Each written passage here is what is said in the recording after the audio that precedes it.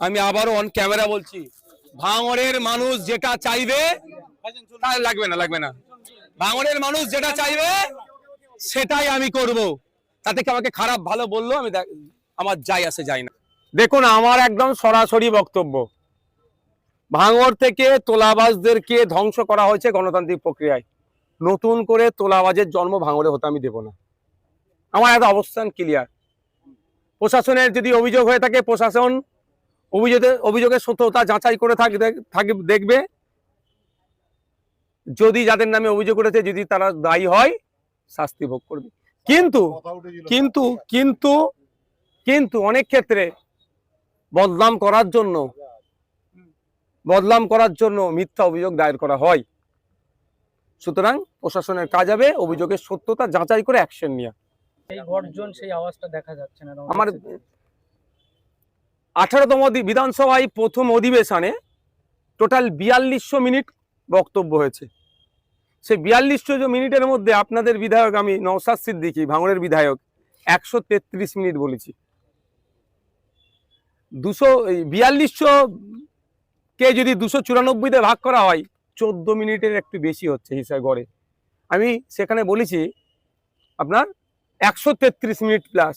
ওই 133 মিনিটের বক্তব্যগুলো শুনুন, প্রতিবাদ কাকে বলে আর কিভাবে করতে হয়। সমস্যা হচ্ছে এটা, আমি কোনো দিনের জন্যই মা বাপ তুলে কাউকে খিস্তিতে প্রতিবাদ করিনি, আজকেও আমি সেটা পারবো না। আমি অন ক্যামেরা বলে দিচ্ছি, আমি তথ্যভিত্তিক ডেটা ভিত্তিক প্রতিবাদ করেছি বিগত দিনে, এখনো করছি। এবার প্রশ্ন একটা জায়গায় থেকে যাচ্ছে, একটা জায়গায় আছে, সেটা হচ্ছে এয়ারপোর্টের মসজিদ। আরে এয়ারপোর্ট মসজিদ কমিটিকে বারবার বলছি, যিনি দায়িত্বে আছে তার কাছে লোক পাঠাচ্ছি। যদি আমাকে রেকগনাইজ না করে, আমি তখনকার বিধায়ক নই, আমি কি করব? আমি যত জায়গায় দেখেছেন, সেই জয়নগরে আমার ছোট্ট বোনটি হোক, বারাইপুরের আমার ছোট্ট বোনটি হোক, যেখানে অন্যায় হয়েছে যত জায়গায় আমি গিয়েছি, আগে তার বাড়ির লোকের সাথে আমি কথা বলে গিয়েছি। বাড়ির লোক যদি না আমাকে অ্যাক্সেস দেয়, আমি কোথায় গিয়ে উঠবো?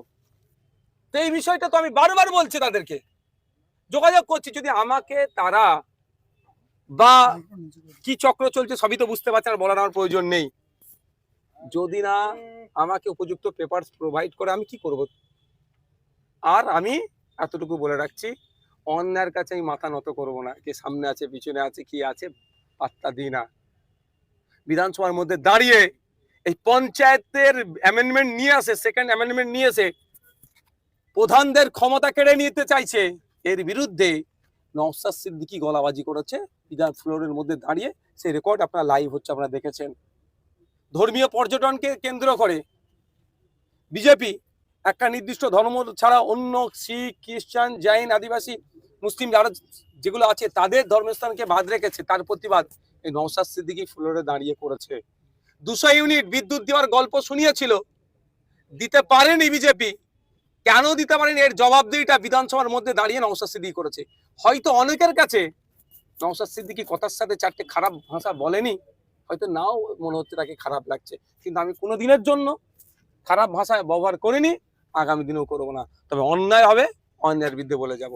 আর যারা মনে করছে যে এখন কি বলে গলার স্বর নাকি দমে গেছে, আমি তাদেরকে বলবো, আসুন আপনাকে আমি সাথে নেব, কোন আন্দোলনে নামবেন, চলুন।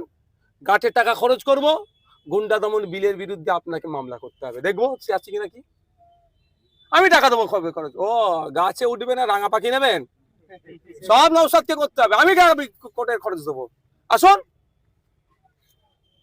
যে জ্ঞান দিচ্ছে তার উদ্দেশ্যে বলছি, নওশাদের প্রতিবাদটা পছন্দ হচ্ছে না, এর থেকে আপনি ভালো প্রতিবাদ করতে পারতেন। আসেন, আপনি তো কারো কথাটা আমাকে কনভে করছেন, তাকে বলুন চলো তোমাকে আন্দোলনে নামবে, রাজি আছো? গতকালকে আমি ফুটেজ খেতে যাই না ভাই, দেখবেন আমার পেজে আমি পোস্ট করে নি। গতকালকে নিটের পেপার লিখলে প্রতিবাদ করতে গিয়ে বেলা 2টো থেকে সন্ধ্যে 6:30, 6:45 অব্দি কোর্টে যারা নেটে চারটে কথা লিখে দেয়, তাদের কাউকে খুঁজে পাওয়া যায়নি।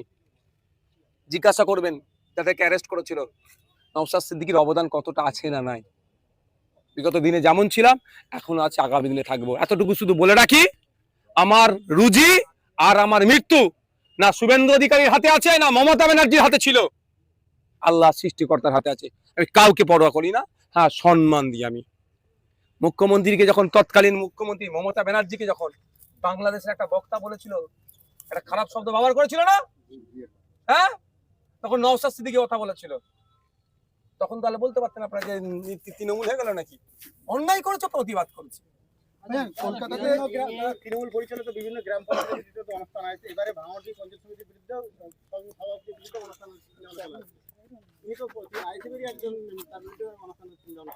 আপনি এত খবর কোথায় রাখছেন, কোথা থেকে পাচ্ছেন? ভাইজান আপনার বিরুদ্ধে মিছিল হয়েছিল, আপনি এয়ারপোর্ট করতে দিচ্ছেন না এখানে। ওই প্রশ্ন সাংবাদিক নিয়ে তাহলে করছে করুন।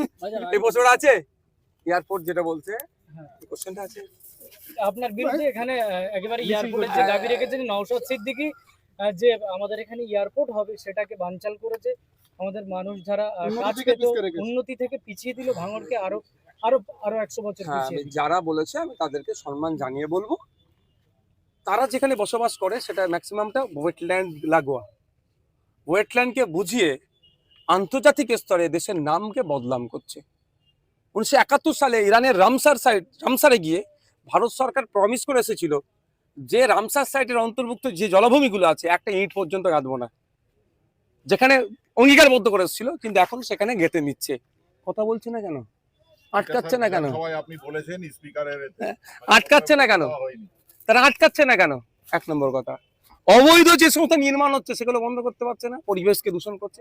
ব্যাপারটা হচ্ছে নওশাদ সিদ্দিকীর বিরুদ্ধে তো মুখ খুলতে হবে, কিছুতে পাইনি, একটা পেয়েছে। আমি আবারও অন ক্যামেরা বলছি, ভাঙড়ের মানুষ যেটা চাইবে, লাগবে না, ভাঙড়ের মানুষ যেটা চাইবে সেটাই আমি করব। তাতে কি আমাকে খারাপ ভালো বললো আমি আমার যাই আসে যায় না। ভাঙড়ের মানে বেশি মানুষ যেটা চাইবে, চাইনি বেশি মানুষ ভাঙড়, তাই প্রতিবাদ করেছে।